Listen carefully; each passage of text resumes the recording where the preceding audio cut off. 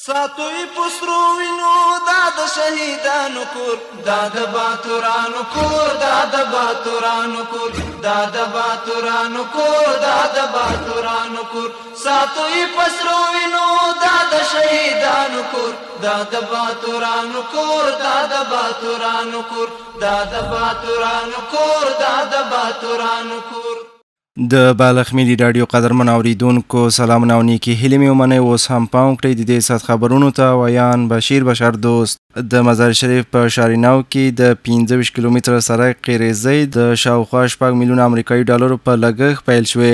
چارواکي وایي دا پروژه به د ښار د بنسټیزو خدماتونو په پراختیا کې مهم رول ولوبوي او خلکو ته به ټولنیزې اسانتیاوې برابرې کړي. نور حال د عبدالرحمن عاطف په راپور کې. د مزار شریف په شهرینو پروژه کې د 25 کیلومتره سړک د قیر اچونې کار د شاوخوا 15 میلیونه ډالرو په لګښت پیل شو چې ورسره هم مهاله په دې ښارګوټي کې د استوګنیزو نمرو د شرعي قبالو ویش هم پیل شو.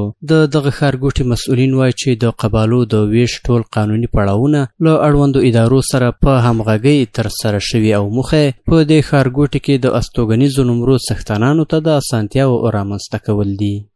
شما شاهد ازی هستین که در 1.5 سال 2 سال یک دشت که خاره بود و اینجا هیچ چیزی نبود. امروز الحمدلله باغاتی است اینجا که با هر باغ بیشتر از 150,000 الی 200,000 300,000 دلار در اوج سرمایه گذاری شده.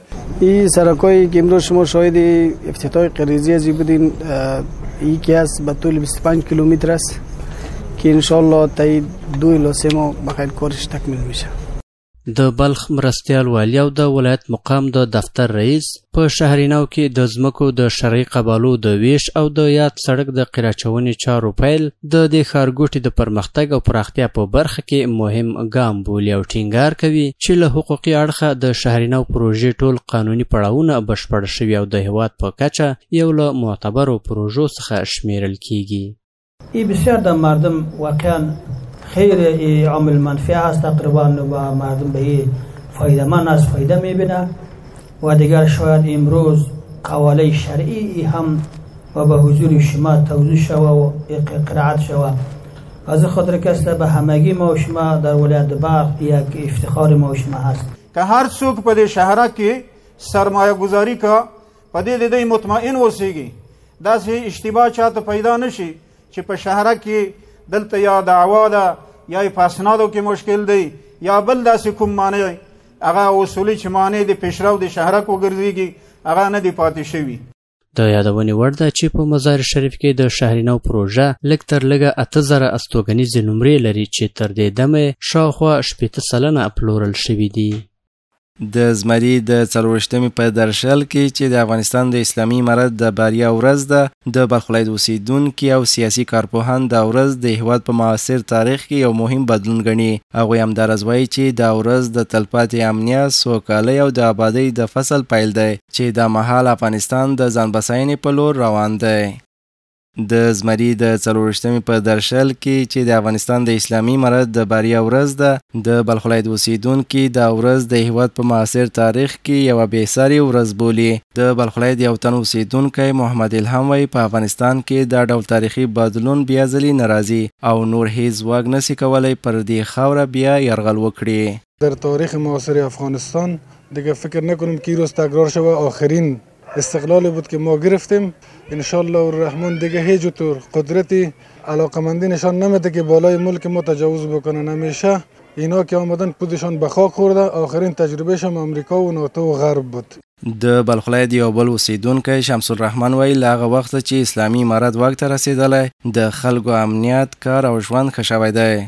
روزی که امارت اسلامی پیروز شده، مردم امنیت مردم، کاروبار مردم الحمدلله خوب است و خوب پیش میرن و حساب امنیت 100% ما مکمل مردم افغانستان برش اطمینان میدیم که امنیت بعد از که امارت اسلامی پیروز شده امنیت هست. د بلخ ولایت سیاسي شنونکی اسدالله اسدي وایي چې اسلامي امارت په تیرو 4 کلونو کې په بیلابیلو برخو کې بنسټیز کارونه ترسره کړي دي او په دې ورځ د هیواد په تاریخ کې نوې پاڼه پرانستل شوې. 24 اسد در روز پیروزی نه تنها یک رویداد سیاسی و تاریخی در تاریخ کشور ما بود، بلکه یک فصل تازه و نماد خودکفایی و یک فرصت مناسب برای تطبیق پروژه‌های هدفمند آبهای سرگردان و منابع طبیعی و برآورداری از پروژه‌های زیربنایی در بخش‌های انرژی، حمل و نقل و کشاورزی و خدمات شهری بود که این پروژه تقریبا از خواب‌های اطلاعی مردم بود که تا فعلا تطبیق نشده بود که همه نقش مهمی در رشد اقتصادی کشور ما ایفا می‌کنه. د بلخ ولایت یو بل سیاسي کارپو نور محمد د امارت د 4 کلنۍ واکمنۍ په ترڅ کې په بیلابیلو برخو په ځانګړي ډول د قوشتېپې او ټاپي په څیر سترو ملي پروژو کې د اسلامي امارت د لاسته راوړنو په اړه داسې وایي.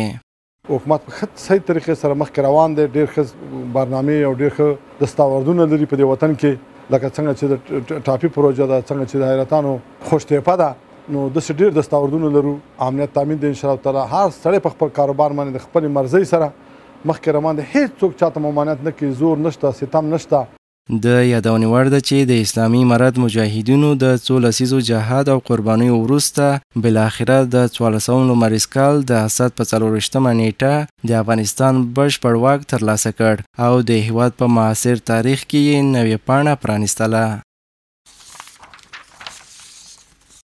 د بالغ ملي راډیو قدرمن اوریدونکو دا و د دې ساعت خبرونه. تر بیا مالا پامان او تاسو ته ښه وخت. ساتوی پسرو وینو دا د شهیدانو کور، دا د باتورانو کور، دا د باتورانو کور، دا د باتورانو کور، دا د باتورانو کور. ساتوی پسرو وینو دا د شهیدانو کور، دا د باتورانو کور، دا د باتورانو کور، دا د باتورانو کور، دا د باتورانو کور.